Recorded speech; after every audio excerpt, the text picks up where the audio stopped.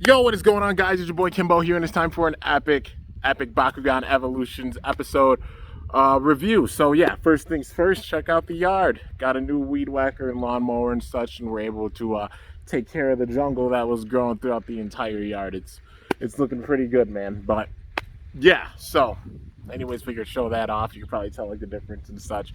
But yeah, so getting into it, we've got episode 20 here, so this definitely being the point where I thought things would start to really build up and such with the plot, and it seems like we're starting to get that build up with this, man.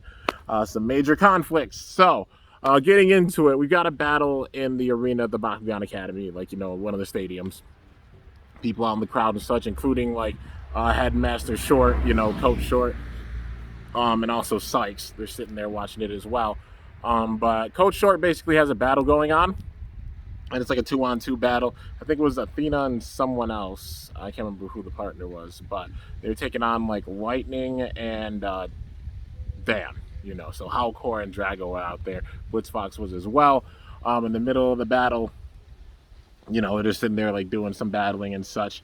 And basically, Coach Short is sitting on the outside, just, you know, doing his usual talking smack, like, drop and give me like 100 push-ups, all that good stuff. And then Sykes went up and was talking to Short, and basically Sykes said that a lot of students were actually quitting the academy because they weren't enjoying like the strict lifestyle and everything. You know, it changed a lot with just Short becoming the headmaster, him being a lot more strict and such.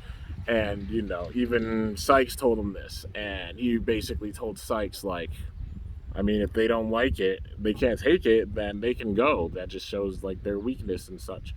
You know, he's doing the ultimate, like, the strong survive type of approach with it. But yeah. So yeah, sorry, the car was going by, and also the dog barking, you know.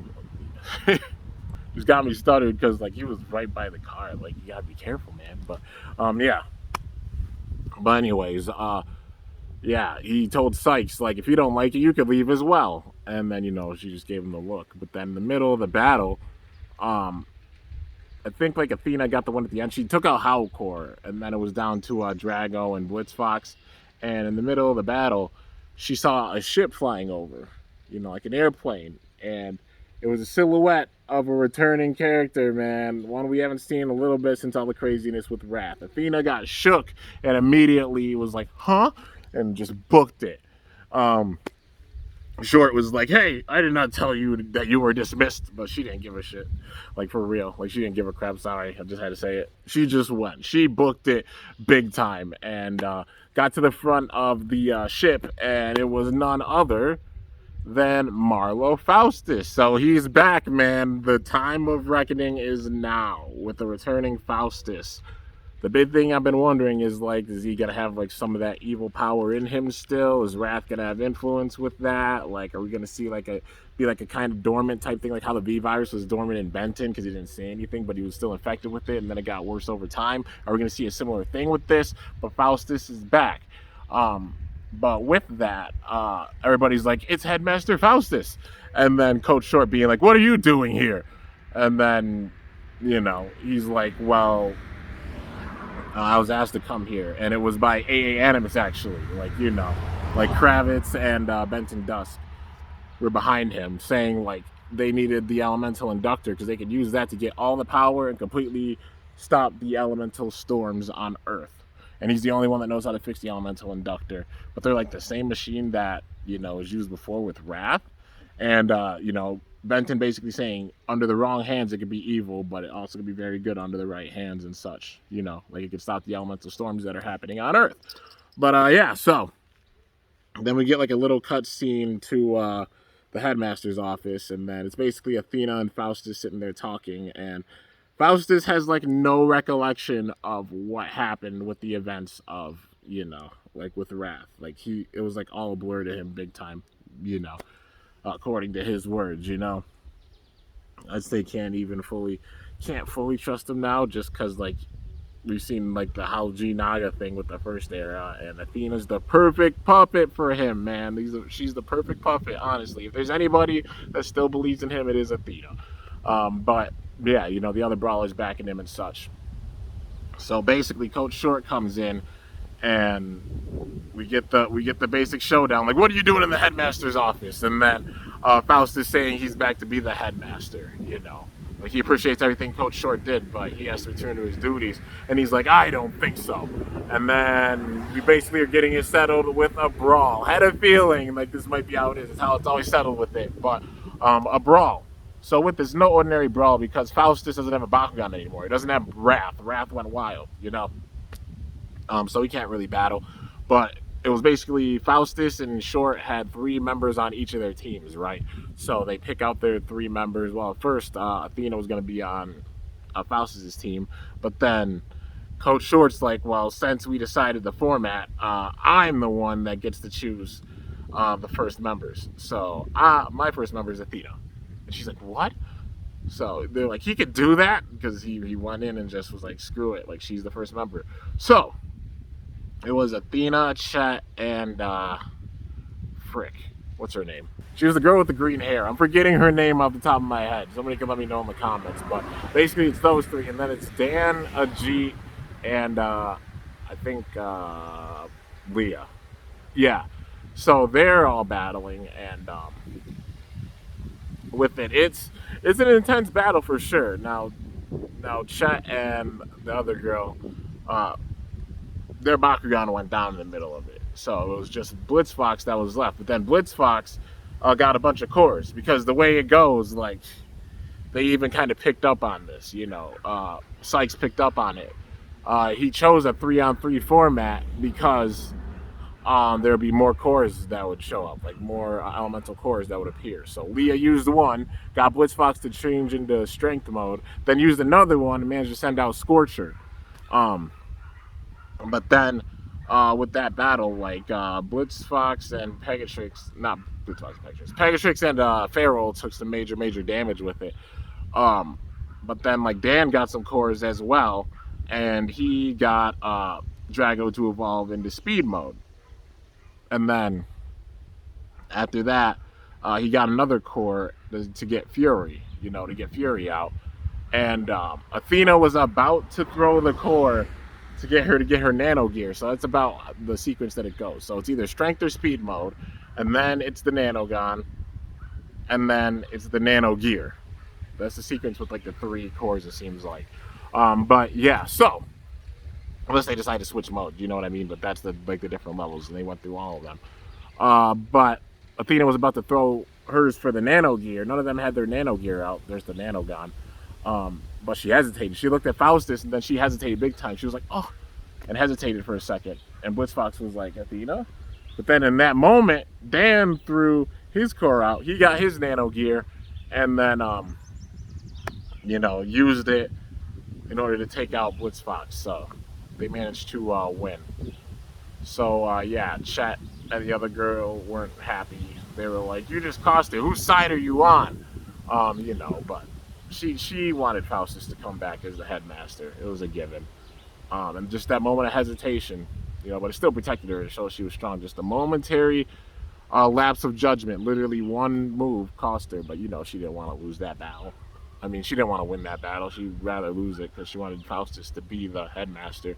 But because of that, Faustus was the headmaster. But with this, there was unfortunately, it got even worse than I thought it was going to be, honestly. Like, this build-up, it went up exactly how I thought it would go with this. Like, you know, a battle, and then maybe Faustus winning it or his team winning it somehow, and they did. But this is where things get wild. Short literally told Faustus, I'm never working for you again. I don't trust you. Like, he didn't trust, yeah, Chet didn't trust him. Yeah, Callie, that's her name, dang it. Yeah, Chet and Callie. They didn't trust him, so, like, they were all like, we don't trust him. And then we get a cutscene into the next part of the episode. But it makes full sense how they had this transition. Faustus was going to come back and be a part of things for sure, especially in this final arc. The big question is, where do his alliances lie? It seems like he's good at heart, but also he can't be trusted because he had the power of wrath and such, the power of the elemental storm. So if he gets hit with that power of the elemental storm again in some capacity, I think that's where it's going to be bad. Like, maybe it's a V-virus type thing. He gets hit like something happens to him where he's at an elemental storm, he gets hit with that power. We don't see it right away, but then it just somehow builds and grows, like how the V virus built and grew, something like that. And then we see him turn evil again. It's a possibility, you know. We've seen it happen once, so maybe it's just a maybe. But I kind of I believe the other brawlers, you know, like they have good intentions, but they just don't trust Faustus. So they're like, we can't be here because we can't fully trust him. You know, but the awesome brawlers and such, you know, and Athena and a few other people do trust him. But we start off the next episode, and with it, it's basically short, and almost all the other students actually packing up and going. So with this happening, it's ironic. Faustus is back, but it's basically that symbolism of, you know, some things happening like good memories and such, but then something happening to switch it up, but then things never being the same. You know, like wanting to go back to how things were, but things never being the same. You know, it's just how things go. But yeah, a lot of the students and also some of the teachers left. The Arliss teacher with like the gray hair and the little gold streaks, he left. He didn't leave because he wanted to. He's like, somebody has to watch out for the other students and such. But it shows that Arliss balance. Like Arliss is just more than like the symbol of balance, like the attribute of balance. Like even with ideals and stuff, you can see the balance with it. And it shows even with this teacher, because you have it with like Sykes and other teachers around this side of Faustus. You know, they believe in him. And then you got Short, who doesn't believe him worth a damn, and he's going, and then all the students going with him. So it's literally split, like some Sheikah Yigo type crap. If you're a Zelda fan, you know what I mean. Like literally a split, with one group becoming two. I honestly believe that might be what happened to the Zonai as well. Breath of the Wild 2 fans, anybody else excited? I had to tie that in there. I had to. But yeah, so, you know, it basically split up. All the students, well, almost all the students left the academy because they didn't feel safe around Faustus. And then the Awesome Brawlers and Athena were the only ones there, and they're like, it seems really desolate here. Like, it's really, really quiet and such. It's really desolate, you know, because almost everybody leaving. But in the middle of that, they got, you know, a warning for an elemental storm, and it was level 3. So there was actually a bunch of storms, and they were all around the TV tower, which made Leah flip the hell out, because that's where her mom works. You know, she does like the broadcasting and the news and everything. So the TV station is where she works at. And the storm is literally ground zero in the TV station. So she's just losing her mind. She's like, my mom's in big time risk right now. And, you know, because her mom is just such a good reporter. She stayed to get the coverage for it, man. Like, props for her for doing her job. But also, like, there's a line, man. Like, your life's at risk. Like, come on, man. But it's also a deep down thing, because just like, that's a deep thing. Like, there's some crazy symbolism with Bakugan that people, that just goes over some heads. But just getting this, man, like even with the news, like the news itself being in some other country being really, really dangerous, and being, you know, like really freaking dangerous, man. Like, if you look at the news, you know what I mean. I'm just gonna leave it at that. My dad's a former Marine. He watches the news all the time, so, you know, just seeing what happens in other countries and such. But yeah, like if you know, you see the news and you know what I'm talking about. But yeah, so they sit there and they're fighting this Bakugan that's in the center part of like the station with this elemental storm. There's a bunch of storms, so they split up. The other awesome brawlers went on to take care of the other storms, and then it was the mail lady. Cool. Well, there might be mail. Maybe. We'll see. But yeah. So Leah and Athena are the ones that took care of the actual Bakugan in the center.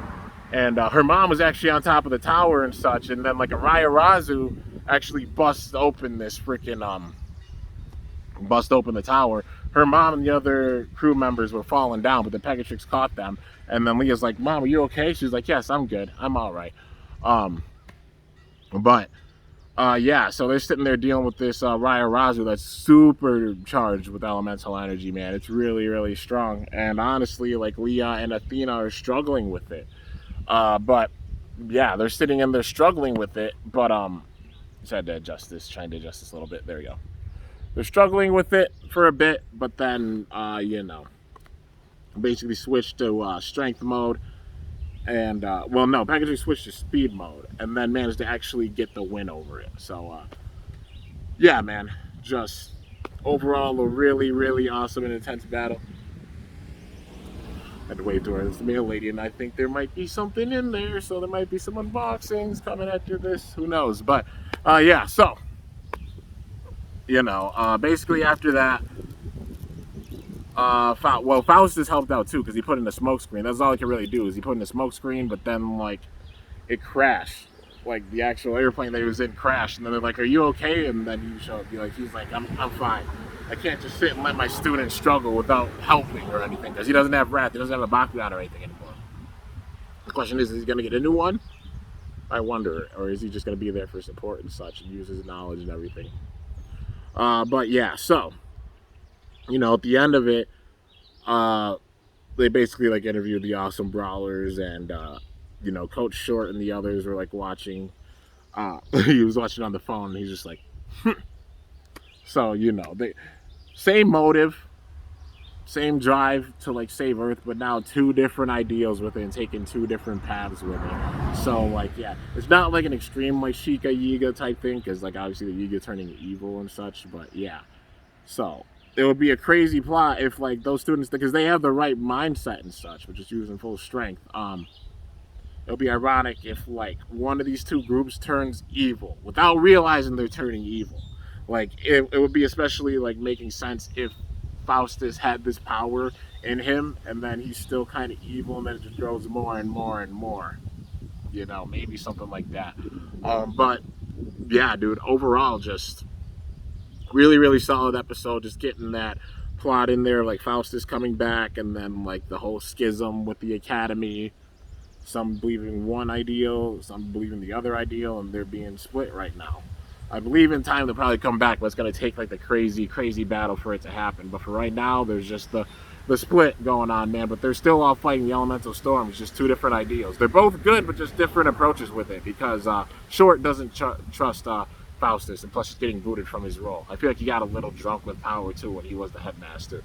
But he also doesn't trust Faustus because of all that stuff that happened and thinks everybody else is being too forgiving and such. But yeah, we'll see how things go. Time will tell. But I'd say even at this stage, still don't completely trust Faustus. Like it seems like his heart's in the right place, but like just being influenced by that power before isn't truly gone. Sykes said that like, oh, all that power has been basically like eradicated from him. Yeah, or maybe it was Kravitz that said it, one of the two. But yeah, still, it's like, is that power truly gone? Do they have a way of measuring that and knowing that? Are they just going off their whim because there's no power right now? Like, what's going to happen when Wrath becomes more active? So yeah, we're seeing things on the side of Earth, but I feel like we're going to see things shifted more towards the side of Astroya because they might get things calmed down on Earth, but that Wrath is causing hell on Astroya. That's where he's got to be. That is definitely where he has to be. And that's where we're going to get the major focus. It would make full sense if he goes in all the different worlds, tries to get the elemental, the elemental artifacts and use them to gain full power. Because his ultimate goal is going to be to, like, rule over even the Supreme Bakugan Council, to where, like, they ain't nothing. They ain't crap. But yeah, man, I see it going down that path. So right now we're focusing on Earth, but I feel like we're going to get a big jump back to Destroyer. We're going to see all the worlds like starting to go into chaos. Like Ventana, Artopolis, Aquilia, Ventana, Artopolis, Pyrule, Aquilia, Darkavia, Aeropolis, all of them. Just all hell breaking loose with them, man, for sure. And I can imagine things coming full circle, like the last world being Aeropolis, that things go through. Because the Supreme Bakugan Council and then Wrath, I imagine a build up like that or something. But yeah, it's gonna be really, really crazy to see just how things go from here on out. But yeah, guys, so anyways, yeah, that's gonna do it for this episode review. Overall, a really, really solid and sick episode.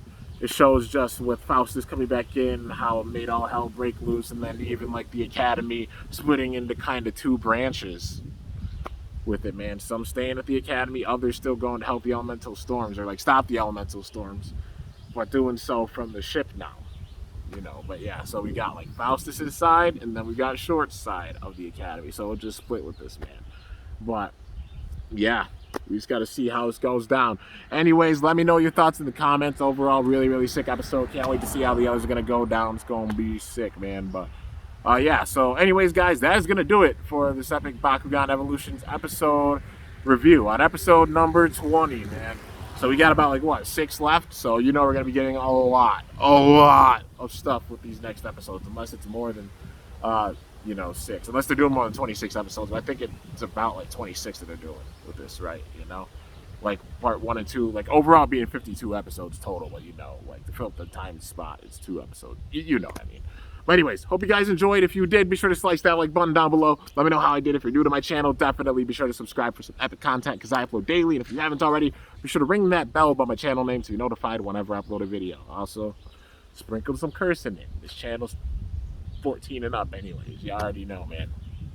But yeah, anyways, till next time, it's your boy Kimbo signing off. See you guys later. Thanks so much for watching. Until then, stay awesome and Bakugan Brawl. I'm up out of here. I thought I had my hat on, kind of. Well, bandana. I'm up out of here.